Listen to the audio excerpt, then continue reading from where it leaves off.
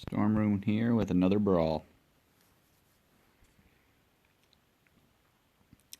Looks like they're giving me Gronkle, Barf Belch, and the it's not wind shear, that's just the Razorwhip. So I'm going to go with Razorwhip first. I haven't had too many battles with Razorwhip. I know regular Razorwhip does not have an area of attack. Now, Gronkle does. But I always go for defenders last. Because you don't want to sit there and spend like half the fight taking out one guy while the other two are pounding away at you. Now, I'm looking ahead here, and I'm seeing my typical strategy, which is to only use my energy on Stormcutter and to keep healing.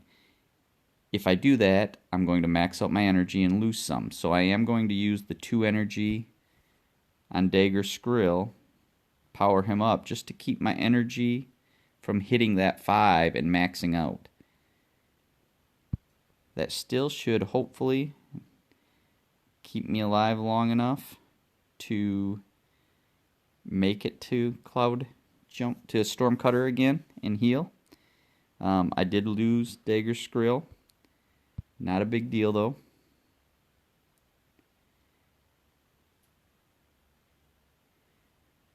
Because I still didn't waste any energy.